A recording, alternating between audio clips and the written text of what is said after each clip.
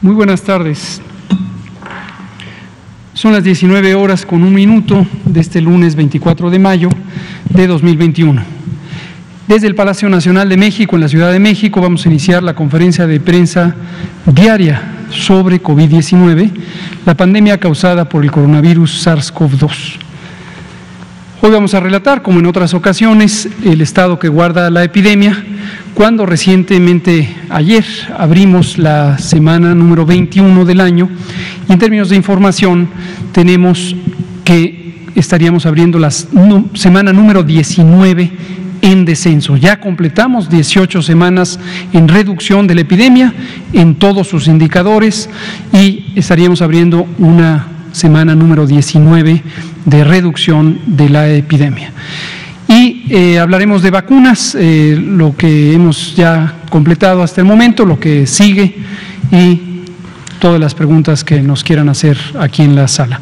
Hoy nos acompaña el doctor Ruy López Ridaura, director general del Centro Nacional de Programas Preventivos y Control de Enfermedades, quien, como se sabe, además de ser un experto en enfermedades crónicas, ha jugado un papel fundamental en su carácter de secretario del Comité Nacional para la Seguridad y Salud, del subgrupo de respuesta, del subcomité de respuesta, y en ello nos ha ayudado muchísimo a coordinar de manera operativa el diseño, la implantación del plan de vacunación. Muchas gracias, Ruy.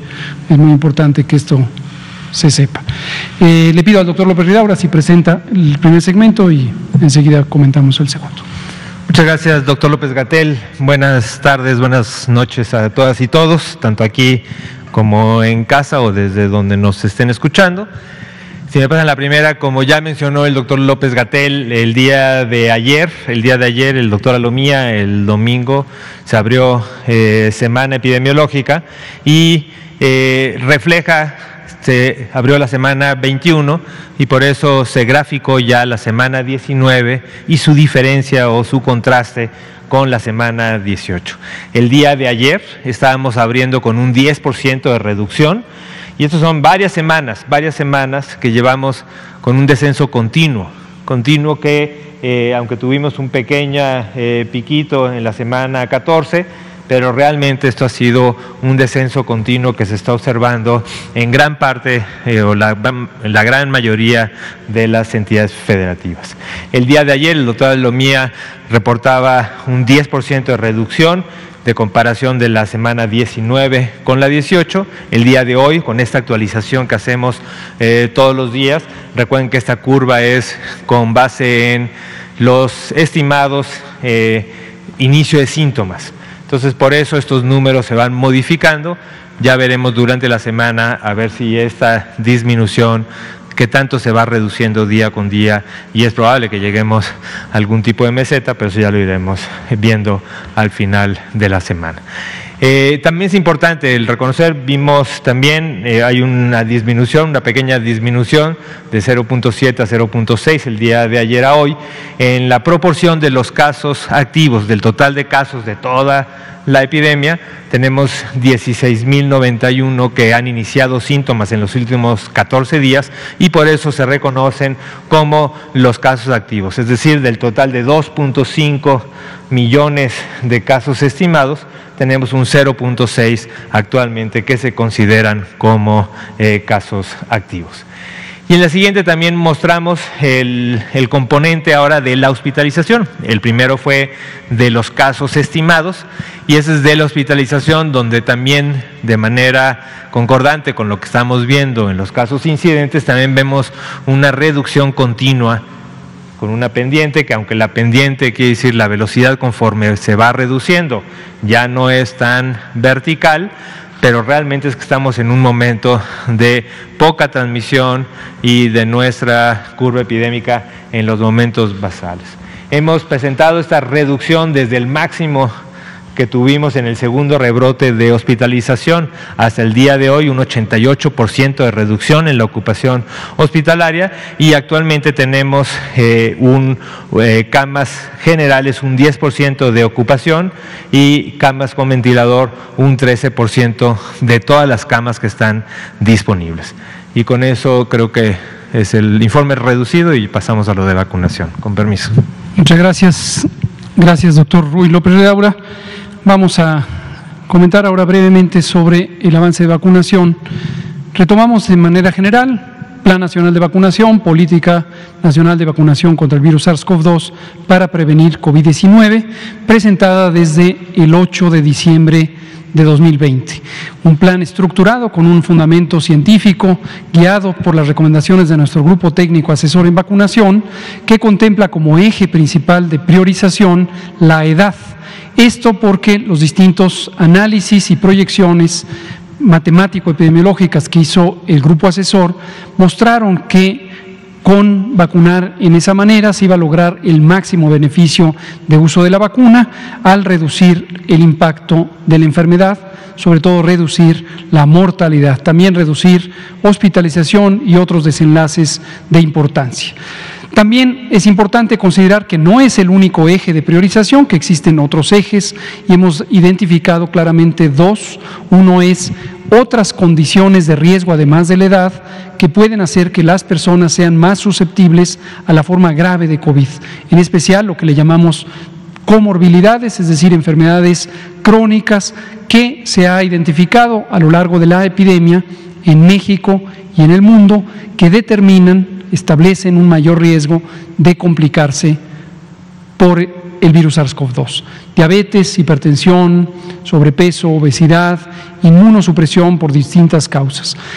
¿Cómo no se puede identificar de manera anticipada y clara o definida, inconfundible, las distintas variaciones de estas comorbilidades? Este no es un eje de priorización en el que se pidan comprobantes, pero lo que sí hacemos un llamado especial, específico, repetido a las personas que tengan estas condiciones de salud, para que cuando llegue su grupo de edad se vacunen, que no se queden sin ser vacunadas.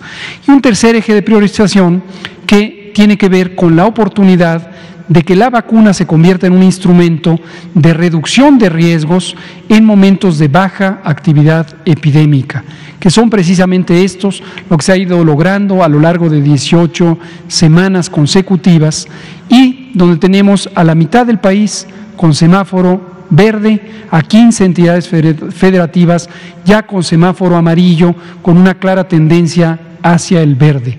En estas circunstancias, la oportunidad es abrir los servicios educativos, los servicios presenciales que han estado suspendidos desde el 23 de marzo del año pasado. Y en esa condición es que se ha vacunado al personal educativo que tiene una exposición directa en los recintos escolares, de modo que los ambientes escolares tengan un grado adicional de seguridad que permita abrirlos. Decimos un grado adicional porque ya están en práctica los protocolos de seguridad sanitaria que en su momento fueron diseñados para que los ambientes escolares sean seguros. Estos incluyen el establecimiento de los comités de salud escolares y una serie de medidas puntuales para que la probabilidad de contagio sea sustancialmente menor en los recintos escolares. Y esto nos permite ir activando la normalidad, sobre todo de aquellas actividades públicas que están ligadas con derechos, como el derecho a la educación, que es fundamental. Esta es la panorámica de la estrategia de vacunación. Veamos cómo hemos ido vacunando. En la fecha más reciente, el 23 de mayo, ayer, hasta las 21 horas, a lo largo del día, se utilizaron 175.747 dosis de vacuna. ¿Por qué razón? Por lo que hemos explicado en varias otras ocasiones, se puede ver claramente este comportamiento en espigas, en donde cada bloque es una semana, y cuando se empiezan a utilizar las vacunas se llega a un punto máximo de uso. Hasta ahorita la cifra máxima es arriba de 727.000 dosis de vacuna, es este punto, y después en cada lugar donde están abiertos los puestos de vacunación, en cada municipio, en cada estado, en lo que ocupa a personal educativo, se va cumpliendo la meta. Desde luego ya deja de haber gente pendiente de ser vacunada y al día siguiente va existiendo menos vacunación, porque se va cumpliendo la meta. Y luego empezamos con otro ciclo semanal, que en esta ocasión es programado 2 semanas de anticipación. Mañana, por ejemplo, en el caso del personal educativo, empezarán Chihuahua y Puebla, que son las únicas 2 entidades federativas donde falta terminar esta vacunación del personal educativo, cosa que anticipamos se logrará en 2 o 3 días de esta semana. Posiblemente martes, miércoles y hasta jueves es el periodo en que estaría vacunándose en Chihuahua y en Puebla al personal educativo y se cumpliría la meta. Son alrededor de 128,000 trabajadores de la educación en Puebla y 80,000 en el caso de Chihuahua. Seguimos con todo lo demás. Ya tenemos un avance muy sustancial de casi 85% en la vacunación de personas de 50 a 59 años. Recordamos que sigue abierta la vacunación para personas de 60 y más que en su momento, por la razón que haya sido, no fueran vacunadas. Y también que se siguen completando segundas dosis para las personas de 60 y más.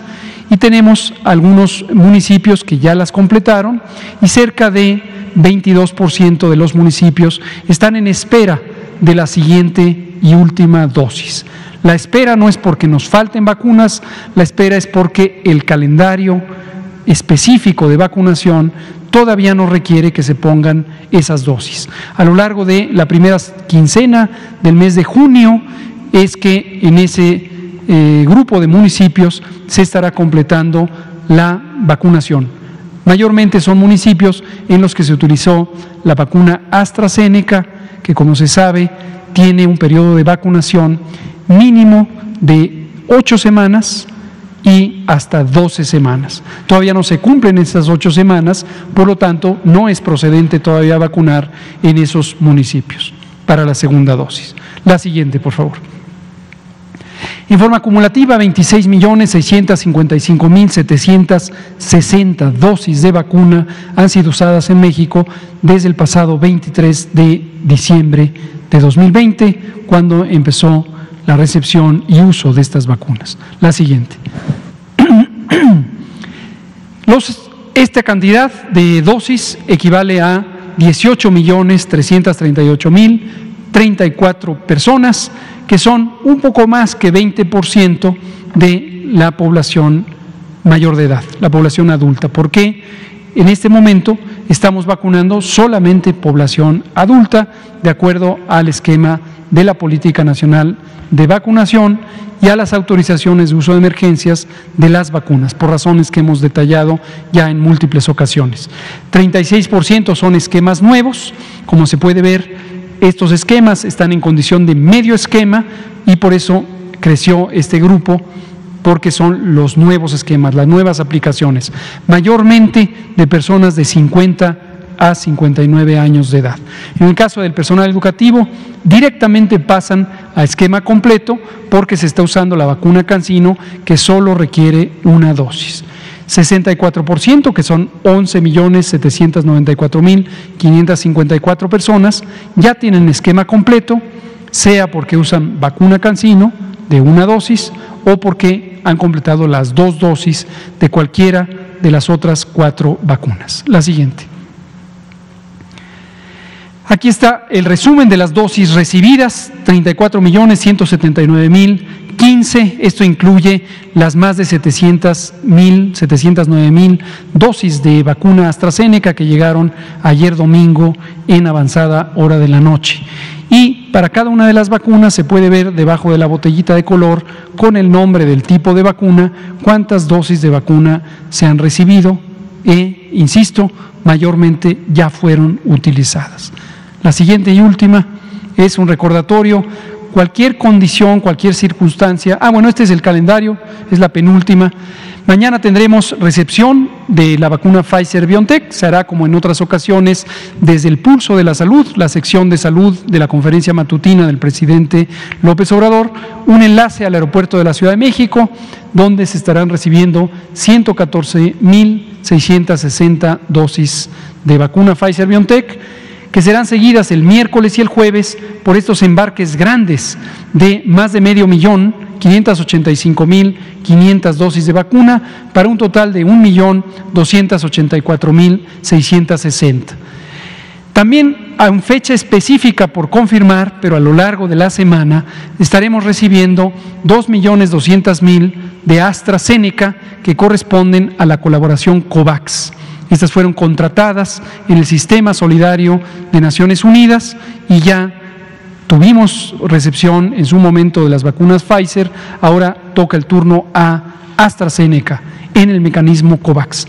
Y esto es independiente del contrato que directamente se hizo con la farmacéutica AstraZeneca, que también posiblemente agregaremos próximamente al calendario de esta semana, de acuerdo a lo que en este momento está finalizando COFEPRIS en detalles sobre la fecha específica de liberación de los 4 lotes que ya fueron fabricados. Existen 4 lotes ya fabricados, estos suman 3.400.000 dosis y el momento justo de liberación depende de un sofisticado proceso de evaluación, de intercambiabilidad que ha establecido AstraZeneca y está trabajando con la empresa mexicana Leomont, y COFEPRIS tomará nota cuando el proceso haya terminado y nos indicará en qué momento se libera, muy probablemente a lo largo de esta semana. Pero mientras tanto tenemos ya casi 3,5 millones de dosis de vacuna para esta misma semana, de acuerdo al calendario. Ahora sí, la última, por favor. Lo que podemos ver aquí es para el público en general, para cualquier persona que tenga algo que comunicar o que necesite más información. Aquí están 3 mecanismos: el número 55 36 84 0370 o visitar vacunacovid.gov.mx para obtener información. Hay una gran cantidad de información específica de la vacuna. Esto es independiente de lo que también tenemos en el portal coronavirus.gov.mx, pero esta es específica para vacuna.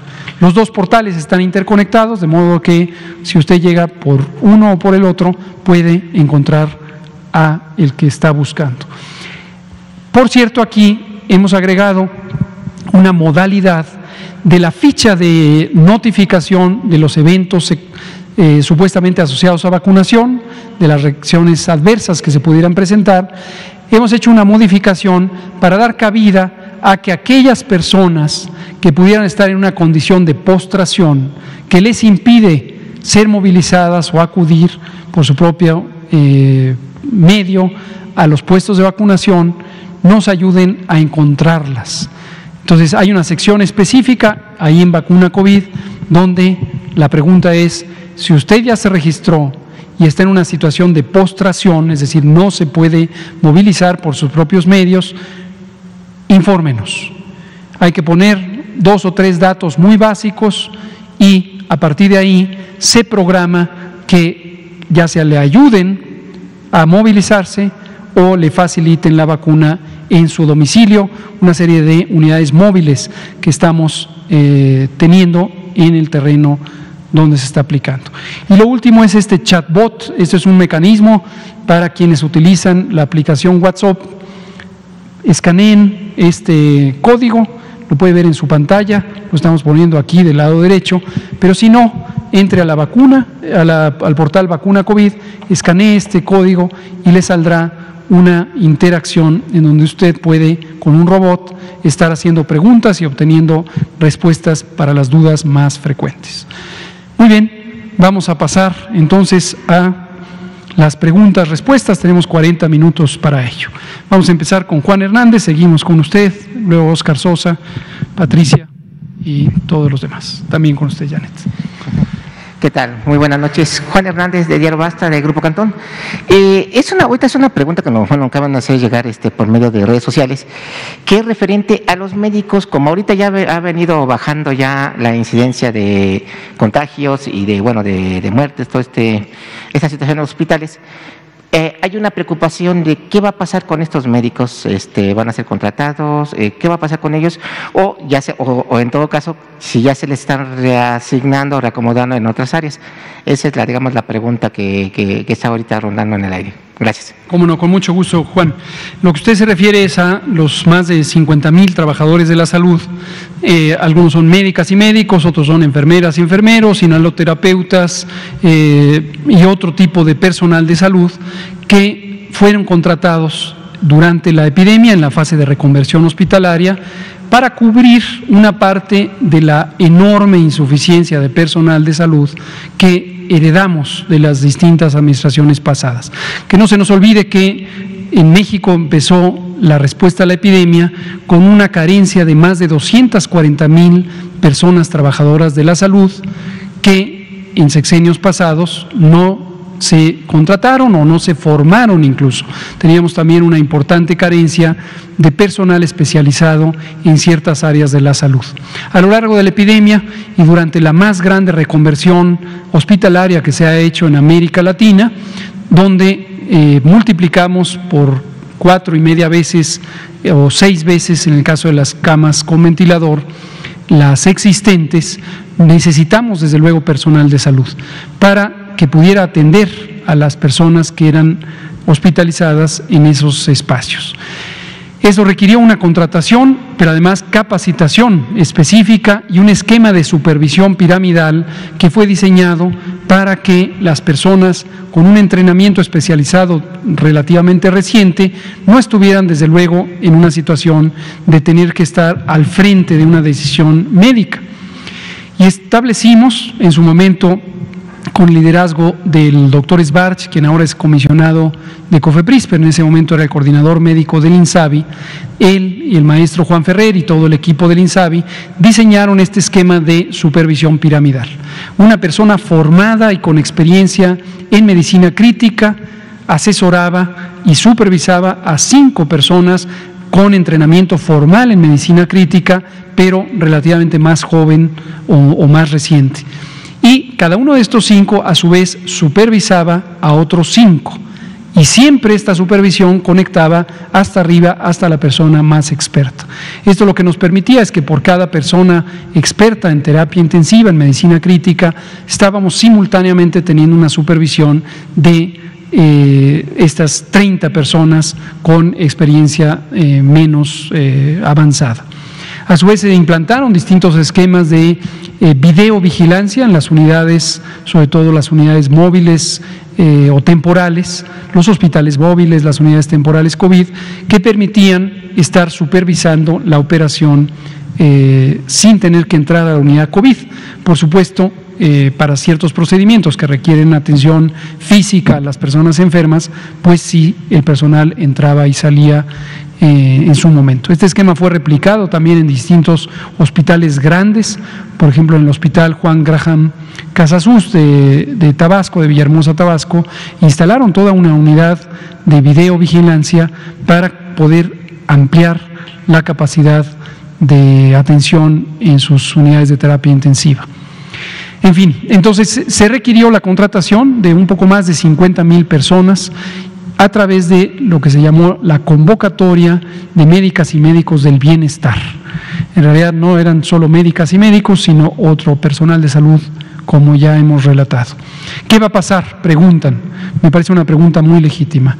Lo que vamos a hacer es que van a ser contratadas y contratados. Esto fue lo que se estableció desde el inicio, se puede decir lo que se pactó y lo que fue un incentivo para que las personas participaran en la convocatoria. Entonces, la idea es contratarles. El Sistema Nacional de Salud sigue necesitando de sus servicios sumamente valiosos. Que quede muy claro, no necesariamente van a trabajar en la unidad donde fueron empleados durante la emergencia de COVID. Eso está establecido en la propia convocatoria, eso está establecido en el contrato. Pero ciertamente van a ser incorporados al Sistema Nacional de Salud, al sistema público, en alguna unidad de salud donde sean requeridos. Muchas gracias, Juan. Vamos a pasar allá atrás con usted, por favor.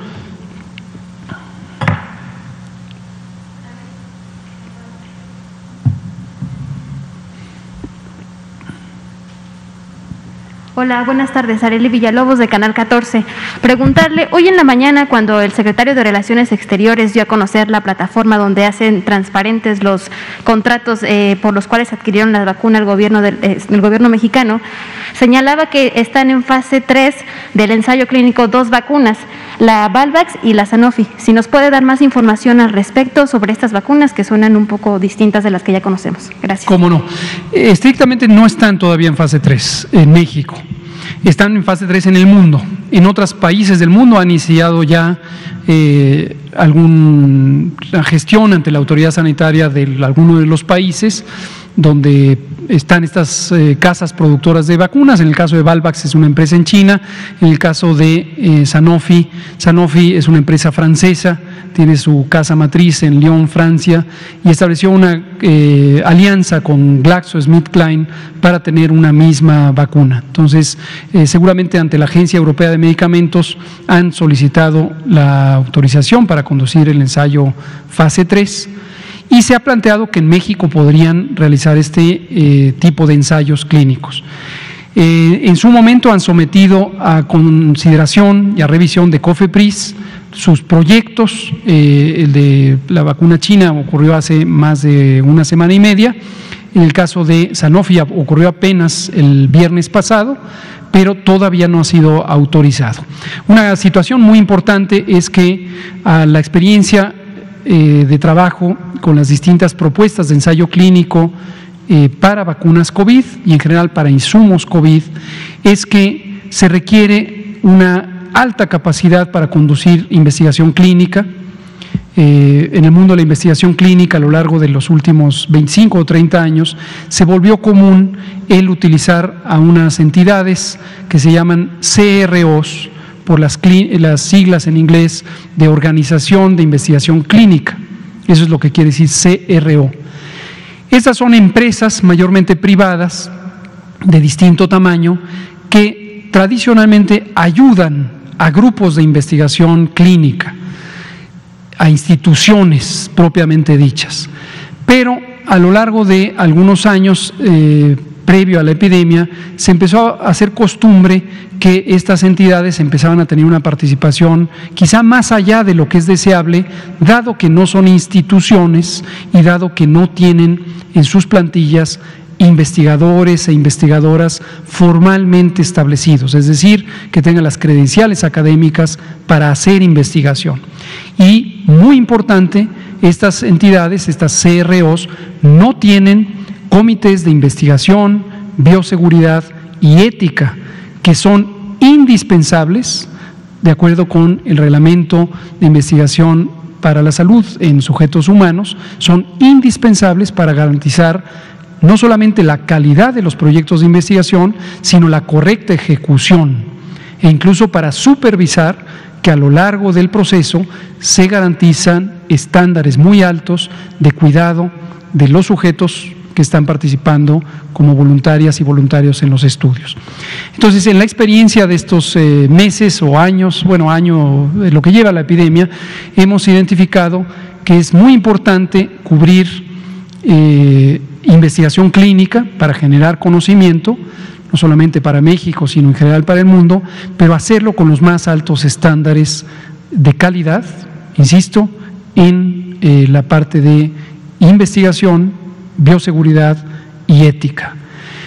Entonces, las propuestas a veces han tenido que ser revisadas para especificar que solamente personas investigadoras, tanto instituciones como personas, que tienen una trayectoria probada de investigación clínica, pueden hacer ensayos clínicos, no una CRO. Estas no pueden hacerla sencillamente porque no son instituciones de investigación. Y esa es parte de lo que estamos revisando en el caso de estas dos propuestas, que las propuestas realmente estén bajo la responsabilidad de instituciones y de personas competentes para realizar investigación. Muchas gracias. Óscar Sosa, por favor. Buenas tardes, doctor Gatell. Oscar Sosa, de Red Digital y Tendencias Libres. Mi pregunta es referente a que el UNICEF hoy lanzó 4 recomendaciones para que los padres de familia hablen con sus hijos referente a la vacuna COVID. La Secretaría de Salud va a retomar este artículo, va a hacer su propia estrategia de comunicación, ya que los niños van a regresar a clases, tienen muchas preguntas referente a ello y sería muy prudente, como se ha tomado estas conferencias, tomar su opinión y ver cómo podemos, como medios de comunicación y autoridades, darles una respuesta práctica y sencilla a ellos. Sí, muchas gracias, Oscar. Definitivamente la comunicación con las niñas, niños, jóvenes es crucial. No podemos tomar decisiones sin involucrarles, porque finalmente, más allá de las responsabilidades administrativas que tengamos como funcionarias, como funcionarios, como instituciones, o como padres, madres de familia o tutores, nosotros tenemos responsabilidades de su cuidado. Pero las personas menores de edad son quienes viven la realidad todos los días. Ellas y ellos van a entrar a la escuela, van a tener en práctica que ejercer los cuidados, la sana distancia, el uso de cubrebocas, el lavado de manos, y si se compenetran, si se les queda claro, no solamente en el nivel intelectual, sino incluso emocional, la importancia de ese cuidado, sin duda vamos a tener un cuidado de ellas y ellos más efectivo. Entonces, sí hemos estado trabajando con distintas organizaciones para modular de la mejor manera los distintos esquemas de comunicación social. Recientemente, con el Consejo de la Comunicación, colectivo patrocinado por los grupos empresariales, hemos llegado a un muy buen acuerdo para generar una campaña educativa sobre la vacuna que incluye algunos componentes que vinculan a la infancia y nos ayudan mucho a vincular. Y a usted, madre, padre de familia, abuela, abuelo, tutor, tía, tío, le recomendamos eso: hable abiertamente con sus hijas e hijos o sobrinas, nietos.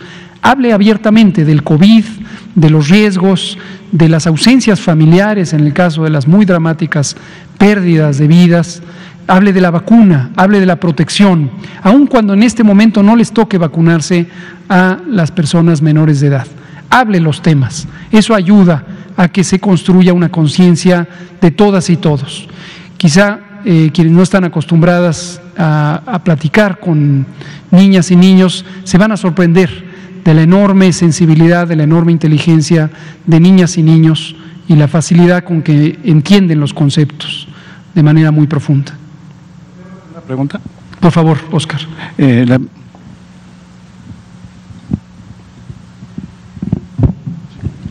Una segunda pregunta referente igual al regreso de clases. Un grupo de estudiantes marchó en la Ciudad de México piden un regreso de clases seguros. En ese sentido, hay una manifestación. ¿Qué opina usted referente a ello? Y si hay un regreso seguro para las actividades. Perdón, no oí sobre la parte de… que un grupo de estudiantes marchó sobre las calles de la Ciudad de México, llegó al Zócalo, exigiendo un regreso seguro a las clases. En ese sentido, la Autoridad de Salud y la Secretaría de Educación Pública aseguran que va a haber un retorno de clases seguro. Claro, de eso se trata, de tener un retorno seguro. En la medida en que todas y todos nos vinculemos, nos familiaricemos con los protocolos de seguridad sanitaria en el ambiente escolar y que los pongamos en práctica, que se cumplan, es que vamos a tener un retorno seguro. Estos protocolos, como hemos comentado en otras ocasiones, fueron diseñados, planteados, evaluados desde que arrancó el cierre, hace un año, más de un año. El 23 de marzo de 2020 decidimos cerrar el sistema educativo, se lo planteamos así a la autoridad educativa y se tomó la decisión de cerrar. Pero desde ese entonces se diseñó las bases de lo que serían los protocolos de seguridad sanitaria. A lo largo de todo el año o más de un año de la pandemia, hemos estado trabajando con la Secretaría de Educación Pública en ir actualizando y manteniendo al día los protocolos de seguridad sanitaria en el ambiente escolar, que son perfectamente compatibles con los protocolos generales de seguridad sanitaria en los espacios físicos abiertos y cerrados. Entonces, definitivamente el retorno seguro es una prioridad para que tanto educandos como mentores y mentoras tengan la tranquilidad de que los ambientes serán seguros. Ahora, muy importante, no tener falsas expectativas. La pregunta obvia es, ¿eso significa que no va a haber casos de enfermedad en los recintos escolares? No significa eso, sería completamente fantasioso pensar que no va a haber ni un solo caso. Se pueden presentar casos, pero lo importante es que se tenga una reducción al mínimo posible de ese riesgo y que también se tenga la capacidad de identificar tempranamente la ocurrencia de casos o la ocurrencia de brotes para que conjuntamente autoridad sanitaria, autoridad educativa y la comunidad de padres y madres de familia trabajen conjuntamente para responder ante este tipo de situaciones. Muchas gracias, Óscar. Janet Galindo, Mundo Farma, y luego Patricia Rodríguez Calva. Y usted también, ¿verdad? Ahorita regresamos con él. Buenas noches, Janet Galindo de Mundo Farma. Doctor, nos han preguntado a CROM que para ser un grupo de prioridad que logre llegar a la vacunación, ¿qué es lo que se necesita? Usted nos ha estado explicando muchas veces cuál ha sido la técnica y cómo lo han estado manejando, pero en este caso nos preguntan, por ejemplo, los monitores clínicos, que son quienes han estado ayudando a hacer los análisis y todos los estudios con respecto a las vacunas. Ellos no están dentro de un grupo prioritario. ¿Por qué? Por muchas razones. Los grupos de prioridad no están definidos por una condición laboral per se. Y eso es muy importante que todo el mundo lo identifique. Cada quien se identifica en una categoría o en un grupo de la población por múltiples características, por la edad, quizá por el sitio de residencia o por la ocupación. Pensemos en estos tres elementos. Entonces aquí tenemos a cada persona pensando, yo tengo 52 años, me deberían priorizar porque estoy en este grupo de edad. Otra persona puede estar pensando en su sitio de residencia y puede decir, el municipio fulano de tal, de los 2.470 municipios que tiene el país, debería ser prioritario. Y otras personas pueden pensarlo por su actividad profesional o laboral. Menciono estos tres porque hemos recibido gran cantidad de comunicaciones, cartas, correos electrónicos, pronunciamientos públicos, donde cada quien busca ubicarse en un grupo de prioridad, como usted correctamente señala. Y esto a veces hace pensar a las personas que la priorización se define de esa manera. Y la respuesta es no. Hay un eje de prioridad que es la edad. De esto no hay ninguna duda y esto, como hemos comentado, se basa en varios estudios, varias proyecciones epidemiológico-matemáticas que muestran en México, igual que en muchos de los países que tienen acceso a vacuna, que cuando se prioriza de la persona con mayor edad hacia la persona con menor edad y se va vacunando a los grupos de población de esa manera, se logra tener el máximo rendimiento en reducir la mortalidad, las complicaciones, la hospitalización. Por ejemplo, de esa manera no se prioriza la reapertura de ciertas actividades laborales, que en su momento ciertos segmentos de la población consideraban como los más prioritarios. Algunos hablaban de la población económicamente activa, de la generación de riqueza, etcétera. Y lo que querían es que se vacunara a personas de entre 20 y 45 años que ocupan la mayor cantidad de personas en el empleo formal, sobre todo en el empleo industrial. Pero nuestro eje de priorización fue la edad, de arriba a abajo, para ir reduciendo riesgos. También desde el principio apareció el caso de las personas trabajadoras de la salud. Aquí sí hay una definición por empleo, pero como hemos dicho en otras ocasiones, no es como objetivo fundamental el proteger individualmente a cada persona.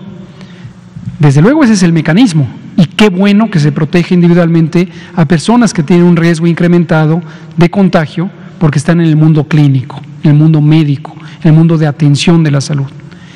Pero el objetivo estratégico de ese segmento, de vacunar al segmento de trabajadores y trabajadoras de la salud, es proteger la capacidad del Estado mexicano de responder ante la epidemia, sobre todo en los momentos de mayor intensidad epidémica. Entonces, por eso el primer grupo fue trabajadoras y trabajadores de la salud, de primera línea en hospitales, consultorios y ambulancias públicas y privadas. Después aparece un tercer grupo gremial, un segundo grupo gremial, que son los trabajadores educativos. Aquí es una historia diferente.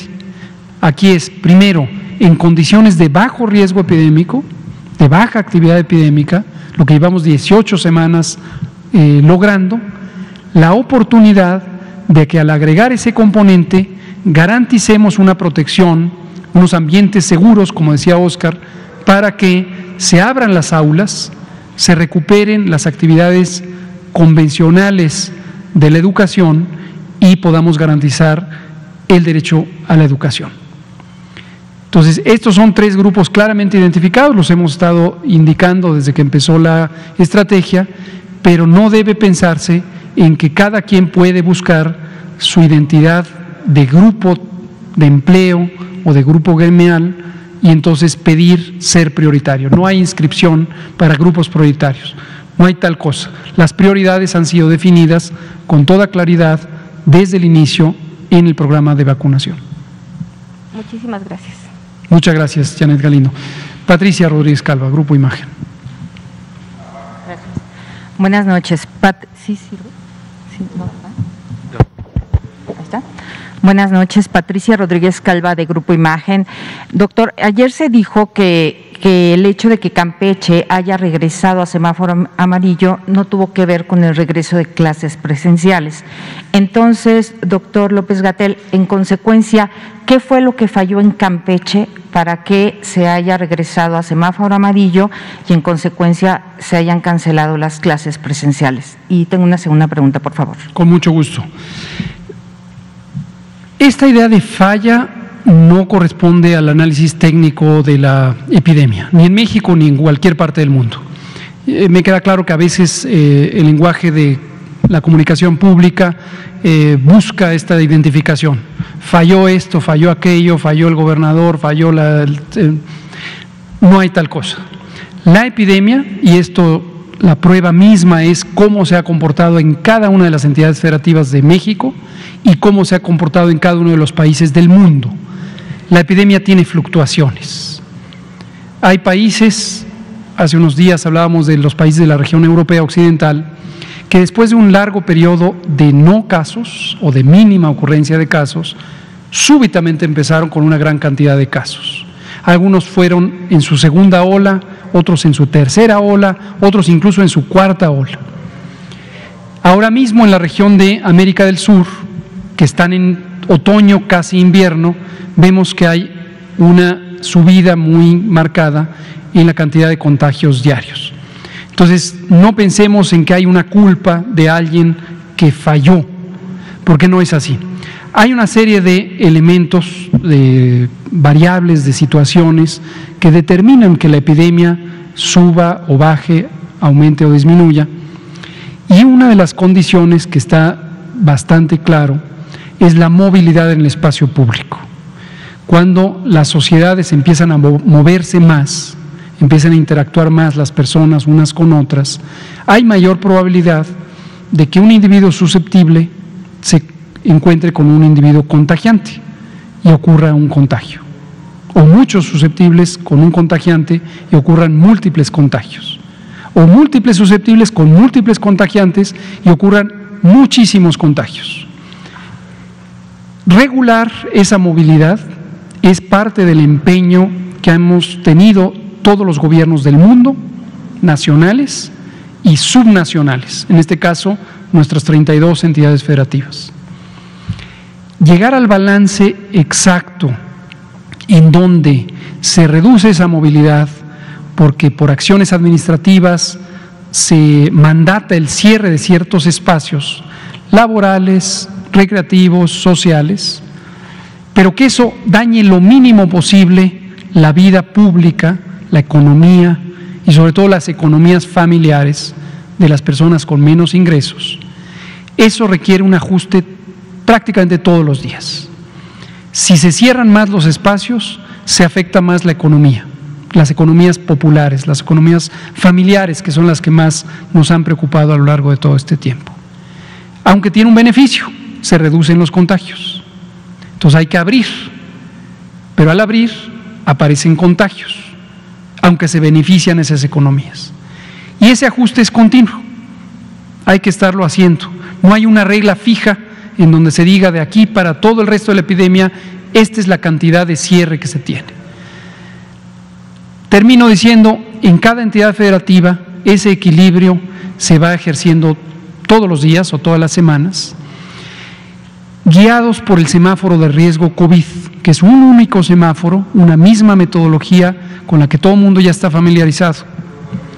Pero las decisiones administrativas específicas, si se abren los restaurantes pero no los bares, si se abren los gimnasios pero no las playas, si se aumenta la movilidad del transporte público pero no los jardines públicos, o viceversa, cualquier combinación, esa es una decisión que ejerce la autoridad sanitaria estatal. Y es una suerte de ir y regresar en cada momento. Se abre, si empiezan los contagios, se cierra. Y nos parece que ha sido eso justo lo que siguió el gobierno del estado de Campeche. Se sumaron a la idea de abrir las escuelas, pero también abrieron varias otras cosas. Y en su momento es muy probable, así lo consideramos nosotros, que no haya sido tanto la apertura de escuelas que hasta el momento se había dado, sino esas otras distintas actividades. ¿Qué se tiene que hacer? Regularlo, posiblemente cerrar algunos de esos espacios, poner aforos limitados, poner horarios limitados, y confiamos en que eso va a hacer que Campeche recupere la disminución de la epidemia. Gracias. Por otra parte, usted participó este día en la reunión binacional que en materia de salud se realizó entre México y Argentina. Definitivo. En un comunicado que emitió la dependencia federal, se dice que en breve México podría iniciar el envío de vacunas que se envasen aquí, ya no los había adelantado, para países de América Latina y el Caribe. ¿Cuándo sería la fecha prevista para iniciar este envío? Y la segunda pregunta sobre este mismo tema es si esta producción y que se envía a otros países no impactaría negativamente a la demanda legítima de vacunas que tendría que solventar México. Gracias. Muchas gracias. Creo que es una pregunta muy importante. No voy a adelantar vísperas por dos razones. Este es el tema que mañana vamos a tratar en el Pulso de la Salud. No se pierda la conferencia matutina del presidente. Los martes se llama Pulso de la Salud, la sección dedicada a salud. Y mañana nos va a acompañar la ministra de Salud de Argentina, nuestra querida colega y amiga Carla Bizzotti, con quien hoy tuvimos todo un día de trabajo, y otras funcionarias y funcionarios argentinos. Está previsto tener un enlace con el presidente Alberto Fernández, de modo que habrá una conversación breve del presidente López Obrador con el presidente de Argentina, también muy amigo de este gobierno y de México. Y esto se va a detallar mañana, cuándo se podría liberar. La pregunta es muy importante, porque podría surgir esta inquietud: ¿cómo se están yendo las vacunas de México? La respuesta precisa, clara, contundente es: no es el caso. El acuerdo establecido entre AstraZeneca, Leomont, la entidad financiadora que es la Fundación Carlos Slim, estableció desde el principio que una vez se empezaran a envasar las vacunas, los primeros 3 lotes serían de México, pero el cuarto lote ya estaría a disposición de estos países de América Latina, mayormente Argentina, pero también otros que en su momento hayan contratado con Astra. Entonces, México va a ayudar a Argentina, desde luego, pero no se afecta lo que está previsto para México. Pero todo esto y más se va a detallar mañana en la conferencia matutina. Está garantizado el abasto, como acabo de mostrar en el calendario. Ya de entrada tenemos para esta semana 3 millones, más de 3 millones y medio de dosis de vacuna, tanto de Astra, que nos llega por COVAX, como de Pfizer, y las otras solo hacen sumar a lo que ya tenemos. La próxima semana estaremos recibiendo casi 8 millones de dosis de vacuna. Entonces, sí, tenemos mucha tranquilidad en ese sentido. Y hay una circunstancia además importante. Argentina en este momento, mayormente por razones climáticas, está en esta fase de incremento de la epidemia. México lleva 18, estamos en el curso de las 19 semanas en reducción. Cuando ocurre una situación así, es esperable que exista solidaridad entre los pueblos hermanos para que se priorice ahí donde es de manera más inmediatamente necesaria. Muchas gracias. Liliana Noble, Pulso Saludable. Gracias. Buenas noches, Liliana Noble de Pulso Saludable. Doctor López Ridaura, me informan que en la Sierra Norte de Puebla les aplicaron la vacuna de Sinovac y hasta el momento no tienen la segunda dosis. Ellos ya hicieron su cuenta. No, es que el señor no ha terminado de contestarme mi pregunta, pero al parecer ya pasó el periodo y todos están preguntando si ya no tiene efectividad y tendrían que reiniciar el esquema de vacunación o qué va a pasar al respecto. Si me puede ayudar, por favor, y después una pregunta para el doctor Gatell. Gracias. Gracias, perdón, ¿me recuerda la vacuna? Es que no escuché. Sinovac. No, bien, gracias. Déjenme checar, sí, tuvimos, como lo comentamos en varias conferencias vespertinas, tuvimos este retraso de una semana de Sinovac y pasamos de 35 a 42 días.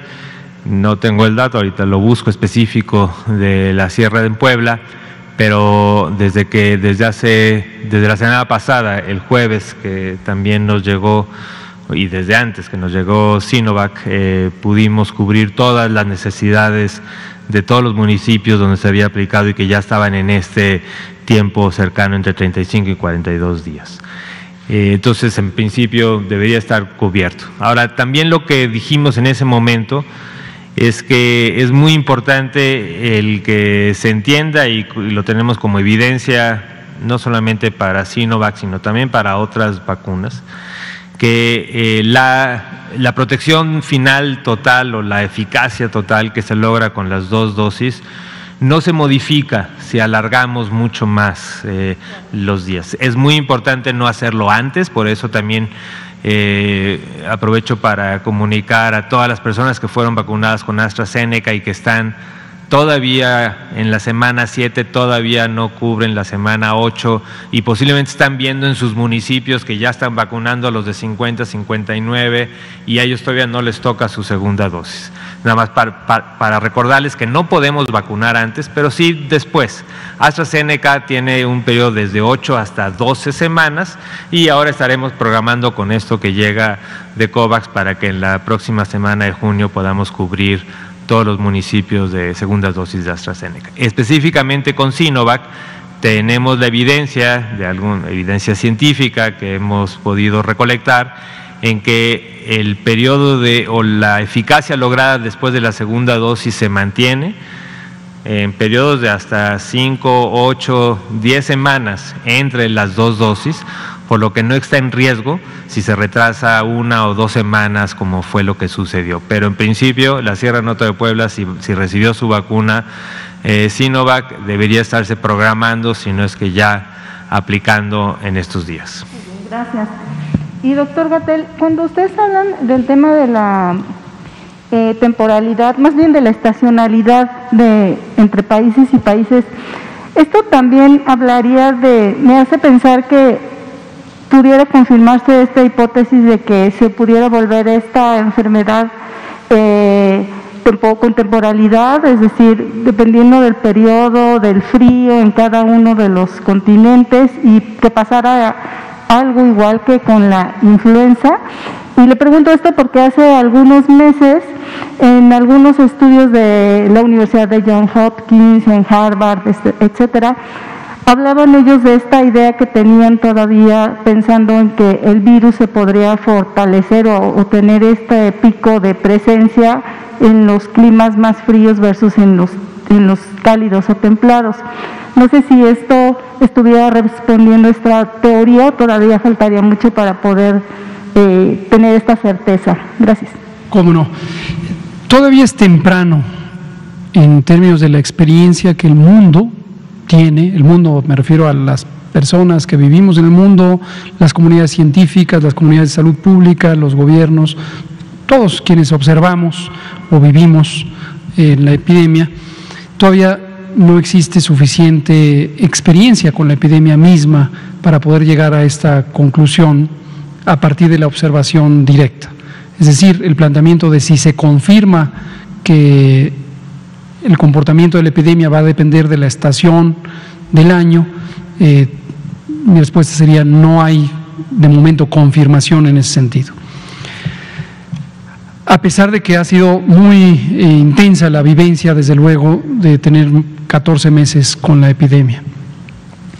Pero posiblemente la teoría o los diversos planteamientos teóricos que tienen que ver con cómo se comportan las epidemias de infecciones respiratorias, de infecciones transmitidas de persona a persona por partículas del aparato respiratorio,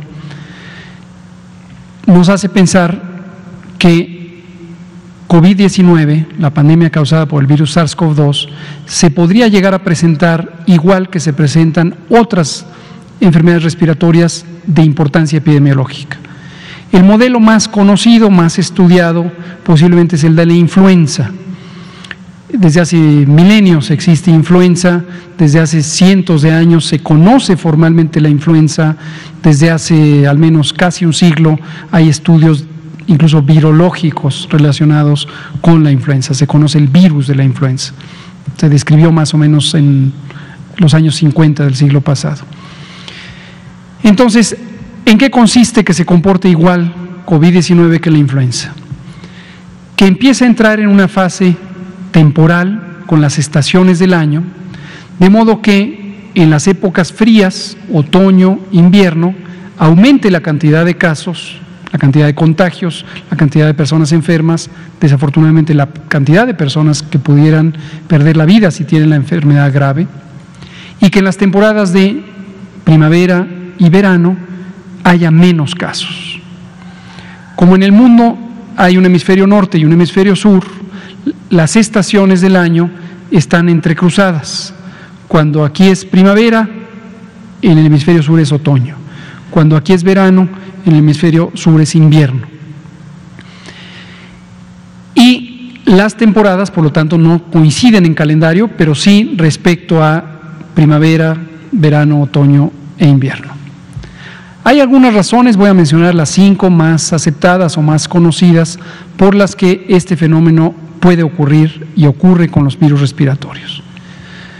Uno es las partículas líquidas en las que se propaga el virus, la saliva, los mocos de la nariz y la garganta, en forma de gotículas, en forma de aerosoles, en forma de gotas gruesas, pero particularmente los aerosoles.